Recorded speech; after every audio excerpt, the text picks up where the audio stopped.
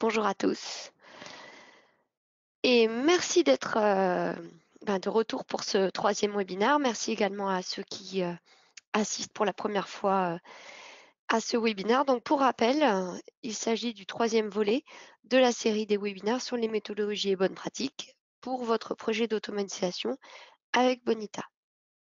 Alors aujourd'hui, l'objet de ce projet, de ce webinaire, pardon, va entrer un petit peu plus dans les détails. Donc, dans les 2 premiers volets, nous avons parlé plutôt, méthodologie en amont du projet et méthodologie projet et là, nous allons, voir notamment comment, concevoir votre première application et comment se passent les phases de construction de toutes les fondations grâce à la suite de développement de Bonita et notamment au niveau du studio. Tout cela est basé sur notre propre conception du produit, mais également sur de nombreux retours d'expérience de nos utilisateurs, de nos clients, qui ont eu la gentillesse de partager avec nous leur façon de travailler et toutes leurs observations. Alors, avant de démarrer, je vous rappelle que vous pouvez poser vos questions dans la partie questions de votre panneau de configuration de GoToWebinar. Je me ferai un plaisir d'y répondre.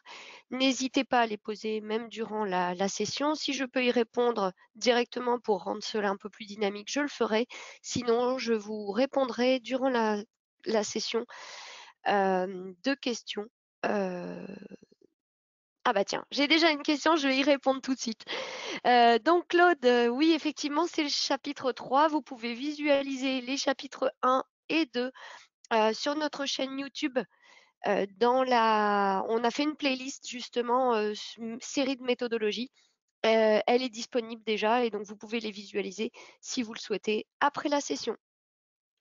Allez, j'éteins ma caméra et on va démarrer. Alors justement, avant de rentrer dans les détails, nous allons tout d'abord revenir rapidement sur le cycle de vie du projet BPM. Donc, pour ceux qui connaissaient déjà les premiers chapitres ou ceux qui le découvrent, un petit rappel. Le cycle de vie du projet BPM est donc composé de 5 phases principales. La première, Discovery Design, est vraiment en amont du projet et va se faire avec les utilisateurs métiers. La deuxième phase, c'est vraiment la phase de construction de l'application, l'implémentation. La troisième phase, c'est le déploiement, la mise en production. Ensuite, comme on est dans une démarche d'amélioration continue, on va assurer le suivi des processus, de leur efficacité par rapport aux objectifs qu'on s'est fixés dans la phase Discovery Design. Et ensuite, on va lancer des actions d'optimisation sur les processus en eux-mêmes. Donc, dans les premiers chapitres, on a vu la phase de Discovery Design. On a également vu déjà la méthodologie de projet pour lancer l'implémentation. Rappelez-vous, on parlait de tout ce qui était itératif, essayer d'être le plus agile possible, partir de la valeur la plus petite possible, ce qu'on a appelé le happy path du processus pour pouvoir itérer et ajouter continuellement la valeur au niveau de tous les artefacts de votre projet. Et justement, c'est ce qu'on va voir aujourd'hui, puisque du coup, nous sommes dans cette phase d'implémentation et on va voir maintenant comment construire cette application avec Bonita en favorisant au maximum la collaboration. Et tout cela, eh bien, ça va passer par la suite de développement Bonita Studio et Bonita UI Designer. Mais alors tout d'abord, revenons un petit peu à une question qu'on peut se poser, c'est qu'est-ce qui est implémenté?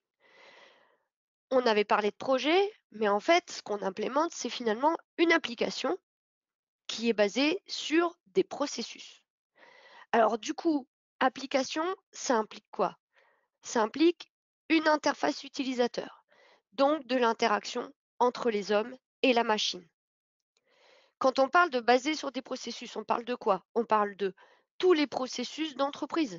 On parle de ce qui constitue finalement le cœur de fonctionnement d'une entreprise. Donc du coup, forcément, dès qu'on va développer quelque chose, dès qu'on va automatiser quelque chose, on a un impact métier. C'est pourquoi pour nous, et c'est également ce qu'on constate dans les projets de nos clients, il est indispensable d'avoir la meilleure collaboration possible entre la partie métier, les utilisateurs ou leurs représentants, et le dev, l'équipe IT. C'est via le studio que tout va se mettre en œuvre au niveau des fondations de cette collaboration et de la construction de l'application. Alors avant d'entrer dans les détails, je vous propose qu'on fasse un petit tour rapide de ce qu'est le studio, notamment par exemple pour ceux qui ne connaîtraient pas encore très bien son fonctionnement, et notamment toutes ses possibilités. Alors, voici la page d'accueil du studio. La plupart d'entre vous le connaissent. Là, j'ai pris un studio Enterprise. La raison est que je ne connais pas, je ne sais pas qui utilise Enterprise, qui utilise la communauté, donc tant qu'à faire, j'ai pris l'édition qui constitue le plus de fonctionnalités, qui a le plus de fonctionnalités. Alors, Bonita Studio fait partie de la suite de développement Bonita, qui inclut également ce qu'on appelle, nous, l'UI Designer, qui est en fait une interface pour permettre de créer des interfaces utilisateurs, des pages, des formulaires, etc. Le studio est une application qu'on va mettre sur votre ordinateur, donc desktop, qui est basée sur Eclipse et qui va fournir tous les outils dont vous aurez besoin pour modéliser, développer et déployer tous les artefacts d'une application basée sur les processus. Il va vous permettre, d'une part, de modéliser des processus, modéliser l'interface utilisateur, comme je vous le disais via le UI Designer, modéliser les données avec le Business Data Model, modéliser l'application et donc de créer ce qu'on appelle des Living Applications avec le descripteur d'application et également définir les acteurs sur ces applications. La base du studio, c'est de permettre la collaboration avec Git, par exemple GitHub, GitLab, en étant connecté à Git et en permettant à l'équipe de travailler ensemble sur le même projet. Nous conseillons d'ailleurs de partager les sources du projet au travers de Git. Pourquoi? Parce que du coup, quelles que soient les personnes qui vont travailler par exemple sur le processus, elles pourront ensuite faire un push, faire une request qui pourra être validée par l'équipe ici. Alors, du coup, on parle de collaboration, forcément, on parle d'équipe, mais ce qui va être intéressant, c'est de savoir quelles sont les parties prenantes dans ce travail de construction de l'application. Alors aujourd'hui, on sait très bien, on a toute une équipe, on va avoir un responsable de base de données, on a des développeurs qui peuvent être full stack, on peut avoir des développeurs back-end, des développeurs front-end, on va avoir un chef de projet, on peut avoir des architectes, on a vraiment des profils différents. Mais aujourd'hui, je voudrais vraiment me focaliser sur deux profils principaux qui sont importants pour assurer le succès de cette collaboration dans le studio. On les a appelés Cindy et Dave chez Bonita. Alors, pour ceux qui ont déjà suivi les premiers chapitres de la série, rappelez-vous, je vous ai parlé des personas. Les personas, c'est ce sur quoi on vous conseille de vous baser pour savoir comment adresser les différents acteurs de votre projet. Ce sont des profils types qui correspondent à des typologies de personnages, on va dire, qui ont du coup une certaine expertise, des compétences, qui ont également des appétences, des choses qu'ils aiment moins, et qui vont avoir du coup une façon d'aborder le projet ou qui vont être adressés d'une certaine façon. Eh bien, on a fait la même chose avec Bonita. C'est-à-dire qu'on s'est dit, écoute, nous, on va développer une application, eh bien, on va la développer en pensant à nos personas. C'est-à-dire, qui va être amené à interagir dans Bonita et par exemple dans le studio pour créer son projet. Alors, tout le monde connaît Dave. Dave, c'est notre back-end développeur ou full stack développeur. C'est lui qui a l'expertise au niveau du développement de l'application. Il crée la logique du calcul, il fait le site web, le logiciel, le système d'info. Cindy, elle, on va l'appeler le citizen developer. Elle a un rôle très important. Ça peut être un chef de projet, ça peut être un expert métier ou un représentant des utilisateurs au sein de l'équipe SI, ça peut être un business analyst. En tout cas, c'est un profil qui n'est pas forcément technique, mais qui s'intéresse à la conception de l'application, qui pourrait même faire du Shadow IT, par exemple, mais surtout qui a cette expertise de qu'est-ce qu'il faut faire, comment on doit l'utiliser ensuite. Alors, on ne veut pas qu'une Cindy fasse du Shadow IT, ce n'est pas l'objectif. On veut au contraire que cette personne mette à profit ses compétences et interagisse avec Dave pour assurer que l'application développée réponde vraiment aux besoins des utilisateurs. Donc, on va essayer de tout faire pour permettre de la co-conception entre Cindy et Dave via le studio, tout en permettant à la partie SI de garder, donc à la DSI, de garder la gouvernance de l'application. Qu'est-ce que...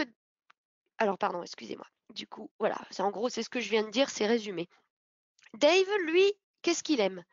Il n'a pas vraiment envie de manipuler des informations métiers, même si souvent, ça l'intéresse ou pas. Mais par contre, lui, ce qu'il aime et ce dans quoi il est fort, c'est le codage, c'est faire l'application. Donc, il va récupérer un maximum d'informations pour faire son travail de la meilleure façon possible. Cindy, elle, comme je vous le disais, elle veut contribuer aux éléments du projet. Donc, elle a une très bonne connaissance fonctionnelle, elle a une très bonne connaissance d'utilisation et elle va pouvoir aider Dave de ce côté-là. Alors, je vais maintenant rentrer dans les détails concernant l'utilisation des différents éléments du studio, en vous démontrant avec l'outil, pour chacun des éléments, comment Dave et Cindy peuvent interagir pour créer l'application. Pour ce faire, j'ai décidé, même si chez Bonita, enfin voilà, chez Bonita Soft, la solution qu'on propose, Bonita, c'est une solution qu'on appelle de DPA, de Digital Process Automation, qui va donc permettre de créer et optimiser des processus critiques. J'ai décidé ici de prendre un exemple assez simple, un exemple de demande de congé, essentiellement pour sa valeur pédagogique. Pourquoi? Parce qu'on peut faire de la gestion de demande avec Bonita, on le sait très bien, et surtout, ce que je veux, c'est vous permettre de visualiser simplement comment Cindy et Dave peuvent interagir et collaborer sur le projet et pas vous compliquer les choses avec un processus complexe. Voilà. Alors du coup, c'est ce que je vais faire maintenant. Commençons par la base, la modélisation du processus. Alors, avant de démarrer, on se demande comment ils vont travailler. Eh bien, Dave et Cindy vont beaucoup travailler ensemble, notamment par le biais de workshops. On pense côte à côte, on le préconise, on sait que chez des clients ça a bien marché. Le mieux c'est de s'asseoir l'un à côté de l'autre avec un écran et de travailler ensemble, notamment sur la modélisation du processus. Pourquoi? Parce qu'ils peuvent parler, interagir et du coup échanger ensemble. Ça évite en plus à Cindy d'être obligée d'entrer dans Git pour voilà, pour pas l'embrouiller. Par contre, il est tout à fait possible pour bien, les utilisateurs ou les responsables fonctionnels qui se sentent et qui sont capables d'aller enrichir le schéma du processus initial de leur côté et d'utiliser Git pour pousser leurs modifications à l'équipe de développement. En tout cas, il y a une chose qui est importante, et ça j'insiste, il faut que Cindy et Dave parlent le même langage. Et pour ça, je vous encourage à vous assurer que tous ont suivi une formation BPMN. Pourquoi? Parce que le BPMN est une notation standard et donc du coup, eh bien, elle va permettre à Cindy et à Dave de parler la même chose et de quand ils dessinent quelque chose, quand ils modélisent un processus, de le faire avec les mêmes références. Alors, comment on va pouvoir aider Dave? Eh bien, Cindy va pouvoir donner tous les détails du processus puisque c'est sa connaissance, c'est son expertise. Et ce qu'elle va pouvoir faire pour que ce soit encore plus simple, c'est utiliser les annotations et les couleurs dans le studio. Dave, quant à lui, il va travailler sur la modélisation des tâches avec Cindy côte à côte. Et c'est lui qui est responsable d'optimiser le processus, de le rendre exécutable, c'est-à-dire de, par exemple, proposer d'automatiser certaines tâches qui auraient pu être manuelles dans l'esprit de Cindy, par exemple. Alors, je vais vous montrer ça. Donc là, je suis dans mon studio. Petit rappel pour ceux qui découvrent la 7.10, on peut, du coup, quand on commence, cloner directement un projet depuis Git. Il suffit d'ajouter ici l'URL et du Git en question, et il va du coup récupérer le projet directement. Donc si je vais dans la partie Git ici, vous voyez que je pourrais faire vraiment toutes les actions côté pull, push, etc. Enfin, toutes les actions habituelles de Git directement depuis le studio. Donc, par exemple, si je veux afficher, hop, ici, j'ai l'arborescence avec toutes mes ressources, etc.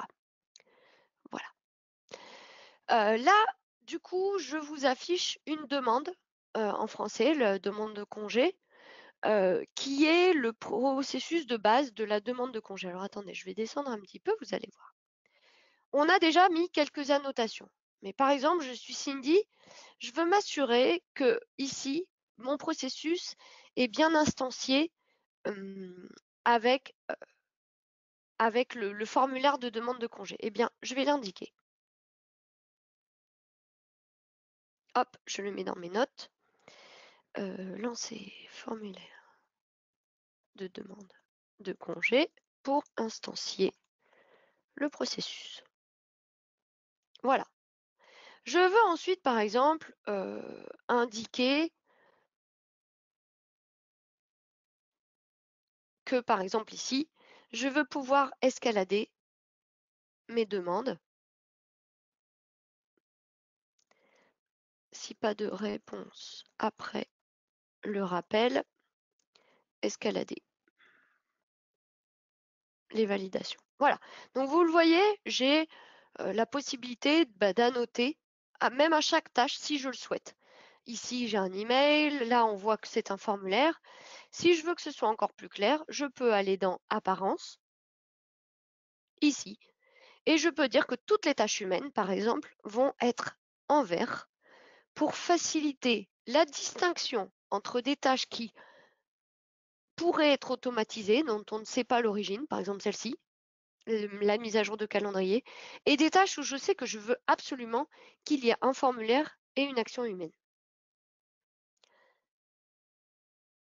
Donc ça, c'est ce que va faire du coup, pas un exemple de ce que va faire Cindy. Donc voilà, ça c'est pour la modélisation. On va ensuite continuer, une fois qu'on a commencé une première itération de la modélisation, avec le modèle de données métier. Alors, sur le modèle de données métier, Cindy a un gros rôle à jouer. Elle connaît bien les données métiers et elle va pouvoir aider à créer le modèle de données, notamment dans ce qu'on appelle le Business Data Model. Dave, lui, va s'occuper plutôt de tout ce qui touche à la base de données, par exemple savoir si elle va avoir un comportement eager ou lazy, des contraintes liées au modèle de données. C'est lui qui va développer les requêtes personnalisées et ensuite associer ce modèle de données aux variables également.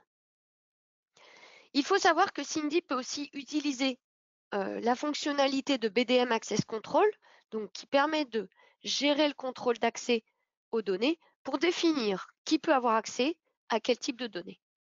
C'est ce que je vais vous montrer tout de suite. Donc, je vais dans mon modèle de données métier. Là, on voit que dans mon package compagnie modèle, j'ai créé 2 objets métiers. Donc ça, je suis Cindy, je peux les créer moi-même. Je crée demande de congé et je dis à Dave que dans ma description, que c'est la demande de congé d'un employé et au niveau du statut, je veux avoir ce type de réponse pour être sûr qu'il ne se trompe pas. Ensuite, je vais expliquer à Dave les informations dont j'ai besoin. J'ai besoin de l'ID du demandeur, la même chose pour l'approbateur, la date de démarrage, la date de fin, le nombre de jours, le statut, comme on l'a vu, des commentaires, mais je pourrais très bien aussi rajouter, par exemple, un attribut type qui pourrait me dire, bah voilà, je suis en France, je peux avoir des des RTT ou des congés payés, et celui-là, il est obligatoire. Donc là, ça, c'est Cindy. Par contre, au niveau des contraintes dans la base de données, on va laisser Dave le faire. C'est-à-dire que Dave, lui, va définir quelles contraintes on peut mettre sur les attributs, comme vous pouvez le voir ici. C'est également Dave qui va définir les requêtes à faire, puisque là, on va commencer à rentrer dans des requêtes de base de données. Il faut donc des connaissances.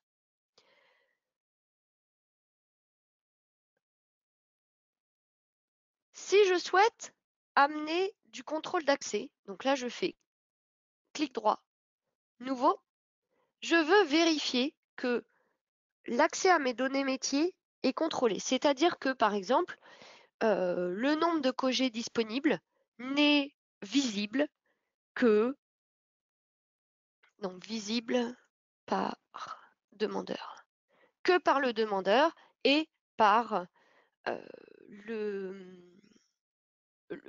que par le demandeur, pardon, par exemple. Donc là, du coup, je vais sélectionner. Comme vous pouvez le voir, ça, c'est vraiment quelque chose qui est un éditeur simple. Donc, je veux que ma demande soit que le nombre de congés soit visible uniquement par le demandeur. Et je peux ainsi restreindre la visibilité à mon utilisateur via son ID. Alors, on peut avoir aussi un accès par profil, comme vous pouvez le voir ici. Il faut savoir que si vous ne définissez pas de règles d'accès du tout,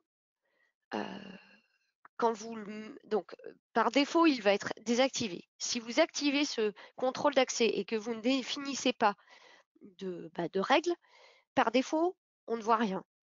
Donc voilà, juste pour vous prévenir. Donc en tant que Cindy, je peux tout à fait définir les droits d'accès au niveau des données. Voilà, j'espère que c'est clair. N'hésitez pas, hein, si vous avez des questions. Je surveille le panneau de questions. Continuons. Une fois que le modèle de données métier a été défini, il faut bien définir les conditions d'affichage de ces données dans l'interface utilisateur. C'est ce que va faire le contrat. Alors ici, le contrat, c'est vraiment quelque chose de technique. Donc c'est plutôt quelque chose que Dave va gérer à partir des annotations de Cindy, qui va donner les règles métiers et surtout les conditions qui vont permettre de former le contrat. Alors, Dave, lui, va créer ce contrat, il va générer les expressions, il va également gérer les opérations pour récupérer les données depuis l'UI Designer quand elles sont mises à jour. Et du coup, il va le faire à partir des informations de Cindy. Alors, je vous rappelle juste que les contraintes du contrat, par exemple, qu'on va voir juste là, sont des contraintes techniques. C'est-à-dire, par exemple, tout à l'heure, je vous ai montré le champ type, qui était RTT ou congé payé. Ce champ est obligatoire dans le formulaire. Ça, c'est une contrainte technique. Pourquoi? Parce qu'elle empêche la soumission du formulaire si les conditions ne sont pas remplies. Par contre, cela ne traite pas de contraintes plus métier de l'UI Designer. Par exemple, je ne veux pas que le champ nom prenne plus de 50 caractères, par exemple. Ça va être traité directement dans l'UI Designer. Donc, pour les contraintes, Dave, lui, va plutôt travailler dans le contrat. Alors, du coup, par exemple, je vous montre le contrat rapidement. Ici, on voit que, pardon, je vais dans l'entrée, à partir des données, donc à partir du coup de l'onglet de la BDM, hop, on peut récupérer les informations pour créer le contrat. Donc, ici, la date, on est bien d'accord, c'est une date uniquement. Et la description, c'est Cindy qui va la fournir. On veut que ce soit le premier jour de vacances. Par contre, les contraintes qui vont permettre de faire des expressions, je ne veux pas que ma date de début soit nulle. Ça, c'est une contrainte technique que va remplir Dave.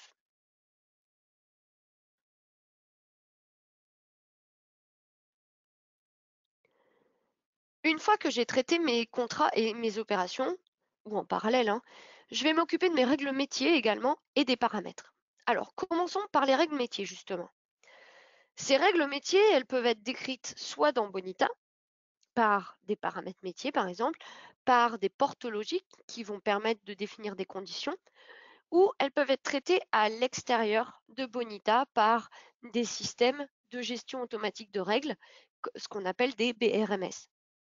Si elles sont traitées à l'intérieur de Bonita, mais Cindy peut tout à fait les modéliser en BPMN. C'est simple, il suffit d'utiliser porte, les conditions, ou d'indiquer sur des annotations les conditions métiers.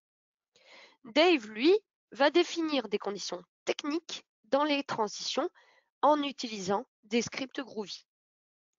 Si on utilise un outil externe, c'est Dave qui va Cindy va travailler dans cet outil externe avec les utilisateurs pour définir toutes les règles.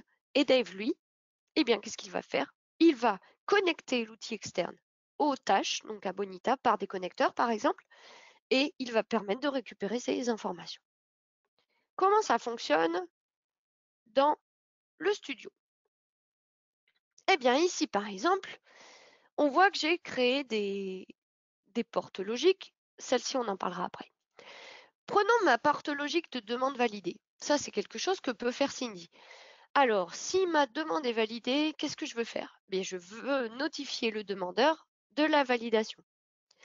Si elle n'est pas validée, eh bien, j'ai plusieurs actions à faire. Je dois d'abord notifier le refus de la demande, je dois m'assurer que le nombre de jours n'a pas été débité, je dois mettre à jour mon calendrier, c'est-à-dire enlever la demande de congé et notifier les RH. Eh bien, tout cela, du coup, va être créé par Cindy. Elle va expliquer à Dave les conditions. Et par contre, au niveau de la transition, si je vais dans Général, comme vous pouvez le voir ici,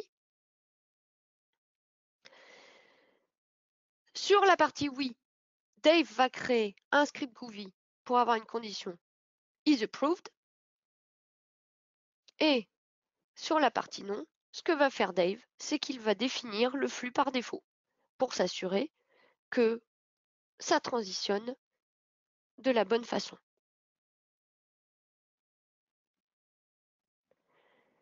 On parlait de paramètres aussi tout à l'heure, puisqu'on a les règles métiers. Et ensuite, on a des paramètres qui peuvent être, par exemple, des informations, des valeurs qui peuvent être amenées à changer, mais qui sont souvent réglementaires. Eh bien, Cindy va les définir et valoriser ces paramètres métiers. Quant à Dave, lui, il définit toutes les valeurs des paramètres techniques. Par exemple, des informations sur des serveurs, SMTP, etc. Alors, il est intéressant d'utiliser les paramètres pour certains points métiers. Pourquoi? Parce qu'en créant des paramètres, on va pouvoir les rendre accessibles dans la version Enterprise uniquement en ce qu'on appelle Live Update. C'est-à-dire qu'elles peuvent être modifiées et mises à jour en production sans avoir besoin de faire une nouvelle version du processus. Alors, rapidement pour vous montrer, je suis Cindy, j'aimerais rajouter, par exemple, le nombre de jours de RTT que j'ai chez Bonita. Eh bien, ce que je vais faire, c'est que je vais aller dans mes données, dans la section paramètres. Donc, vous voyez que j'ai déjà pas mal de paramètres qui ont été ajoutés par Dave, ici, notamment sur les informations de serveur email. Eh bien, moi, je vais rajouter mon nombre de RTT de type entier. Voilà, je l'ai rajouté. Alors, c'est bien joli de l'avoir ajouté là, mais par contre, j'ai besoin de lui spécifier une valeur. Eh bien, cette valeur, pour la spécifier, tout simplement, je vais aller dans Configuration, dans la partie Paramètres, puisque vous voyez, il y a d'autres choses qui vont plus concerner Dave, mais moi, Cindy, j'ai le droit de rajouter ici mon nombre de RTT. Hop, 6 chez Bonita. Ça pourrait être amené à changer, j'espère. Et j'ai terminé. Voilà. En 3 clics, j'ai pu rajouter des paramètres qui pourront être ensuite modifiés, même en production. On a déjà pas mal travaillé sur les données, les paramètres, le processus. Bon, bah c'est bien, mais Bonita ne travaille pas en boucle fermée. On a besoin de l'intégrer et de le connecter à tous les autres systèmes pour que ça fonctionne et pour pouvoir automatiser au maximum. Alors, vous allez me dire sur l'intégration et la connectivité, je vois pas trop comment Cindy et Dave pourraient travailler ensemble. C'est très technique. Oui, mais Cindy va pouvoir indiquer quelles tâches nécessitent de l'intégration. C'est elle qui va pouvoir dire à Dave, ah, ici, j'aimerais bien qu'on envoie un email directement. Ah, ici, j'aurais besoin qu'on récupère l'information directement depuis la base finance pour pouvoir gérer ensuite, par exemple, la connexion à la paye. Et puis Dave, lui, à partir de ça, il va ajouter sur les tâches les bons connecteurs, par exemple, ou développer les REST API extensions. Je vous montre. Ici, par exemple, j'avais une tâche mise à jour de calendrier de demande en attente. Bon, on peut imaginer, par exemple, sur les emails, on le voit, hein, ici, Cindy demande à notifier la validation du demandeur. Donc, ce que va faire Dave, c'est qu'il va ajouter un connecteur d'envoi d'email. C'est la même chose avec le calendrier. Ici, on ne savait pas trop comment faire. On n'a pas mis ni une tâche humaine, ni une tâche automatique parce que bah, mettre un jour à calendrier, bon, ça pourrait être fait juste par la personne qui fait sa demande. Oui, mais ça peut être bien de l'automatiser. Alors du coup, Dave, sur la demande de Cindy, va créer une tâche automatique. Ce symbole permet de s'assurer que ben, c'est le moteur qui va faire le travail. On ajoute un connecteur en entrée, comme vous voyez, je l'avais préparé juste avant, qui s'appelle congé. Si je le regarde, ce connecteur, il va m'envoyer toutes les informations qu'il faut pour connecter à mon calendrier. Hop, et envoyer une notification avec une date de début, etc.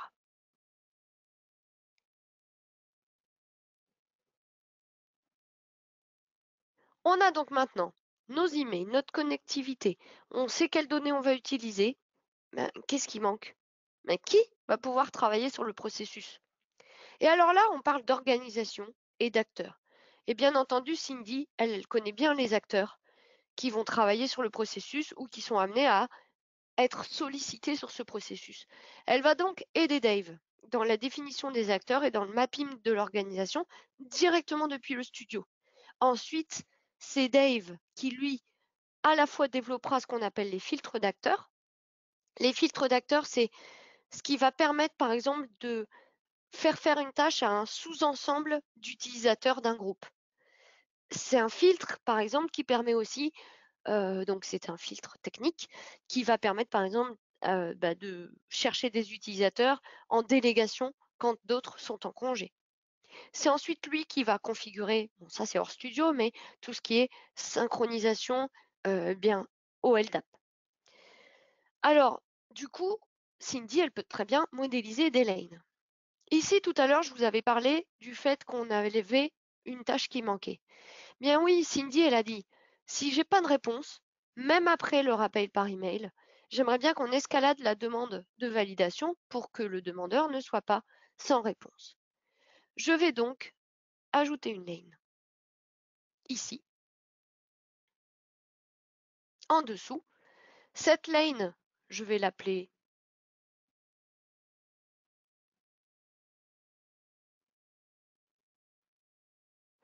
escalade validateur, approbateur, pardon. Approbateur. Et ce que je vais faire, c'est que ici, je vais rajouter une tâche humaine. Donc du coup, je vais la mettre en vert pour respecter le code couleur qu'on a convenu avec Dave. Et cette tâche, elle va me permettre de valider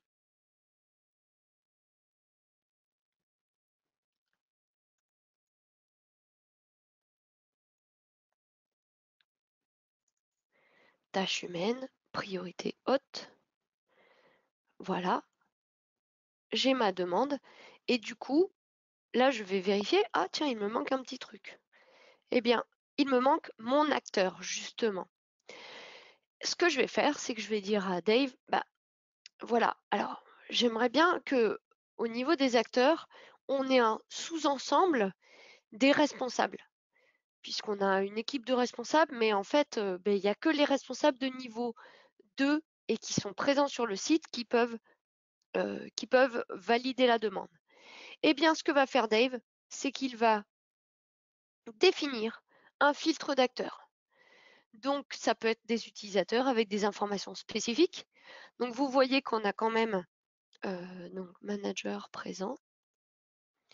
On a quand même un wizard qui va nous guider dans la façon de créer le filtre d'acteurs. Mais ici, il va falloir soit utiliser des variables, soit créer des scripts. Et ça, c'est Dave qui peut le faire avec ses compétences de développeur. Alors, on a vraiment tout défini dans le studio au niveau du processus. Maintenant, eh bien, il faut bien faire l'interface utilisateur quand on en a une. Alors, sur ça, Cindy va permettre d'initialiser les pages. Là, on va encore encourager à travailler ensemble. Pourquoi? Parce que par le biais de l'UI Designer, Cindy va pouvoir en fait travailler avec Dave ou avec un front-end développeur sur des maquettes de pages en expliquant les informations qu'elle veut voir, euh, ajuster aussi les formulaires qui auront été créés à partir du contrat automatiquement dans l'UI Designer pour avoir vraiment l'information dont les utilisateurs vont avoir besoin. Dave, lui, il va optimiser les pages et les formulaires pour en faire une application qui est performante et aussi qui est simple d'utilisation et ergonomique. Des exemples d'optimisation, ça peut être de créer des fragments quand on utilise la version entreprise, d'avoir du CSS. Ah, donc là, c'est pour toutes les versions, pour optimiser les espacements sur la page. Ça peut se faire directement dans le UI Designer. Ensuite, Cindy peut très bien s'occuper de la traduction aussi, car Bonita gère l'internationalisation. Donc, on peut dire que Cindy a ce rôle de traduction. Alors, vous allez me dire, oui, mais on peut commencer parfois par l'interface. Tout à fait. Vous pouvez tout à fait commencer par l'interface. Mais ça se fait hors studio. Et du coup, vous allez devoir gérer le contrat à partir des écrans définis et donc le faire manuellement. C'est pour ça que nous, on préconise de toujours partir des données et du processus pour permettre l'automatisation de la création des pages et des formulaires. Alors, cette partie-là, je vous la montrerai plutôt dans le chapitre 4, qui sera dédié à tout ce qui est développement de l'interface utilisateur.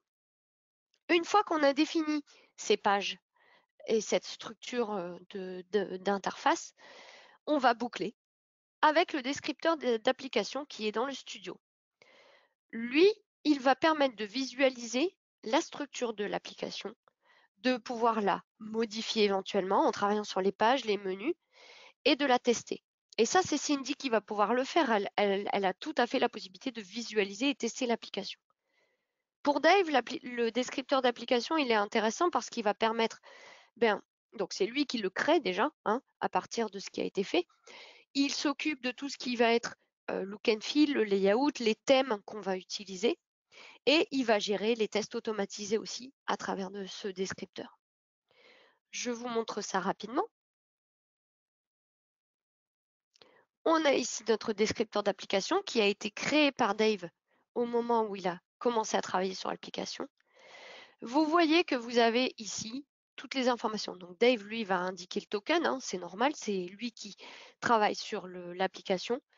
On peut avoir, oh pardon, je n'ai pas changé le titre, Tahiti, gestion de vacances. On voit les profils utilisés et on va pouvoir, par exemple, ajouter des menus. Donc, mon menu, ça va être mes congés, ma demande en cours, par exemple, dans lequel on va ajouter une page. Donc, par exemple, ça peut être, hop, voilà, celle-ci, et on va ajouter des pages comme ça. Donc ça, Cindy peut tout à fait le faire. Elle peut aussi définir s'il y a un index, elle travaille avec Dave en fonction des pages. Et Dave, lui, va pouvoir personnaliser le layout et le thème à partir des thèmes et layouts de base de Bonita. Si vous souhaitez savoir comment on fait, il y a une vidéo qui explique comment on personnalise tout ce qui est thème et layout dans les vidéos 7-9, si je me rappelle bien. Une fois tout cela fait, en cliquant sur le lien, on va déployer l'application pour le test.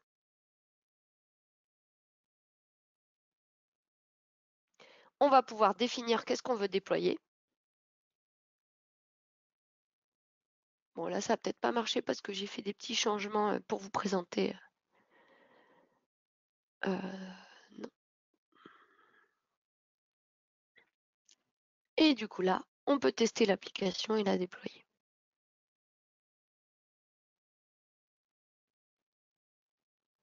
Oui, voilà, vous voyez, j'ai plein d'erreurs parce qu'en fait, j'ai fait des modifications de nom dans la base de données pour que ce soit plus facile. Du coup, je ne peux pas vous le montrer. J'aurais bien voulu vous la montrer au niveau de l'aperçu. Voilà, mais bon, il faudra me faire confiance. Il me reste 2 minutes pour vous expliquer comment on peut aller plus loin dans cette collaboration. Alors, à partir de la 7.10, justement dans le UI Designer, on souhaite faciliter le lien entre les données et l'interface. Et on propose du coup un wizard qui permet de manipuler les données, les objets et les attributs du BDM directement depuis le UI Designer. Et ça, du coup, Cindy peut tout à fait le faire. Donc, si par exemple, je vais dans le UI Designer pour vous montrer rapidement,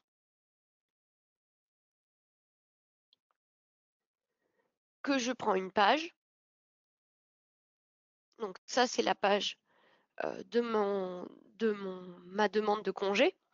Vous voyez ici, j'ai un onglet Data Model dans lequel on a les objets demande de congé, congé disponible. Donc si je veux, je peux très bien rajouter mon objet congé disponible ici. Et il va me proposer les recherches donc par utilisateur, par exemple, la possibilité du coup de faire des requêtes, etc., etc. Donc ça, c'est une possibilité pour faciliter la manipulation des données dans l'UI Designer. Ensuite, en 7.11, on prévoit d'intégrer ce qu'on appelle la génération de la documentation, qui va permettre de générer une documentation complète de tous les artefacts avec, du coup, leur désignation à partir du point boss. Alors, si ça vous intéresse, cette fonctionnalité va être mise à disposition en bêta test très prochainement aux utilisateurs de la communauté sur demande. Du coup, nous allons proposer sur la page de la communauté une page dédiée pour vous inscrire et vous permettre de rentrer dans ce programme. N'hésitez pas à le faire parce que pour nous, c'est intéressant parce que ça va nous donner des retours et permettre de l'améliorer. Et pour vous, si vous êtes intéressé par cette fonctionnalité, ça vous permet de participer en avance à cela et donc du coup d'avoir une fonctionnalité qui répond vraiment à vos besoins. Côté travail de collaboration, on ne va pas s'arrêter là une fois que c'est mis en production. On a parlé tout à l'heure d'optimisation continue. Il faut continuer à travailler entre l'utilisateur métier, donc Cindy, et notre développeur. Comment? Eh bien, à chaque fois qu'il va y avoir des mises à jour du processus, ils peuvent tout à fait faire des mises à jour ensemble. Et c'est là où le travail avec Git va être très intéressant. En tout cas, et pour conclure, au-delà d'un outil, c'est surtout la méthodologie qui va être importante, de travailler en itération, de travailler ensemble, côte à côte au maximum, d'écouter, de itérer, de tester, d'aller petit et de y aller de plus en plus gros. C'est ce qu'on avait expliqué dans le 2e chapitre. C'est ça qui va contribuer au succès du projet. Et vous pouvez utiliser cette même façon de travailler au niveau du studio. Voilà, je vous remercie de m'avoir écouté. Et bien maintenant, je vous propose de passer à la session de questions-réponses. Il nous reste 13 minutes. Donc du coup, je vous invite à poser vos questions dans le petit panel de votre panneau de configuration et je me ferai un plaisir d'y répondre. Je vous laisse quelques instants pour préparer vos questions. Alors pour le moment, je n'ai pas de questions. Est-ce que c'est clair? Est-ce que c'est plutôt que... Ah, en voilà une. Alors, est-il de proposer dans les connexions des outils une collection avec une GED, Alfresco SharePoint? Alors, nous avons, du coup, je vais retourner dans Bonita. Nous avons en fait un connecteur. Donc, si je vais dans une définition de connecteur type de... Hop, je pense que vous voyez mieux comme ça. De CMS ici. Nous avons un connecteur Alfresco qui est compatible. Alors, je ne voudrais pas vous dire de bêtises. Je crois que ce n'est pas la dernière version d'Alfresco, ça doit être l'avant-dernière. Et sinon, nous proposons un connecteur standard CMIS qui peut du coup se connecter avec tout type de GED et de CMS. J'espère que ça répond à votre question.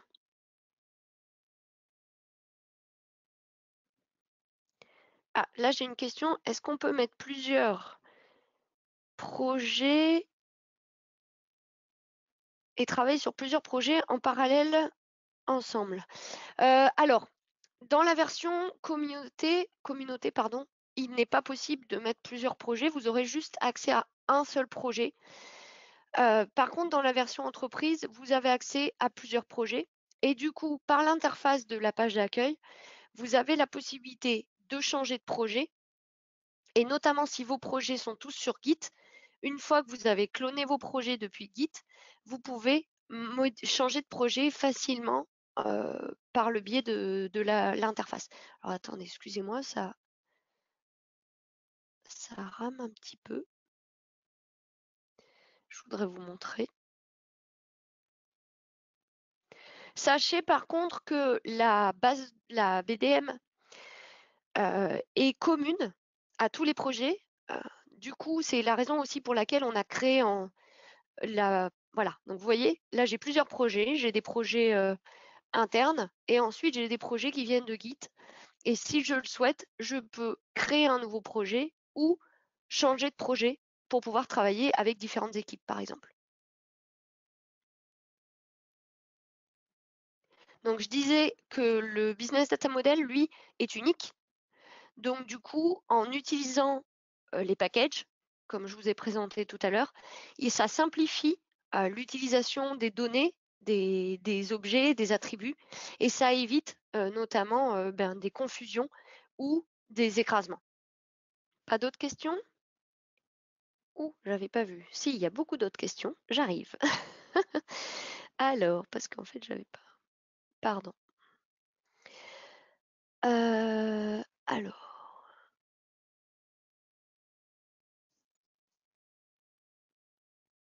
Oui, alors je veux bien revenir sur le clonage depuis Git. Donc, alors ce que je vais faire par contre, du coup, si vous ne m'en voulez pas, je vais récupérer mon adresse à moi. Juste une seconde.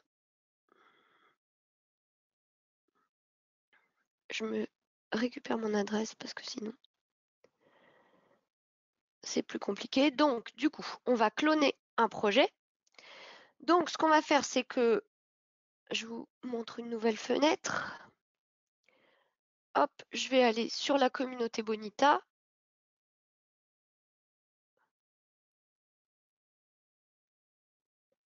Donc là, je suis sur le GitHub de la communauté Bonita. Voilà. Et par exemple, bien justement, je veux cloner. Qu'est-ce que je veux cloner?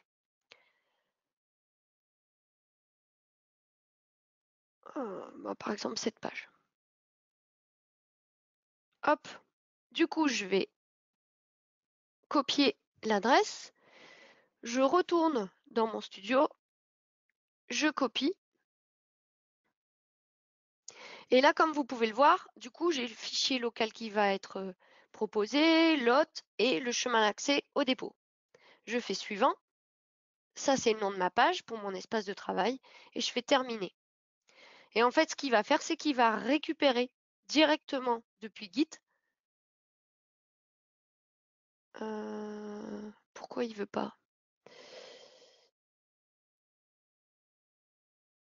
Ah, parce que j'ai pas de version dans le. Ok, je vais en faire un autre alors. Bah tiens, bah, je vais importer la Bonita User Application. C'est pareil. Donc là, j'importe du coup depuis Git de la même manière l'application. Et donc comme vous pouvez voir, parce que je voulais vous montrer en fait les détails de l'importation, donc j'ai mon projet, je peux l'importer dans un nouveau projet. Voilà. Et ce que je fais, c'est que vous voyez là, il va me récupérer l'application, les pages déjà disponibles et les widgets custom. Hop, j'importe. Il va m'ouvrir un nouveau projet.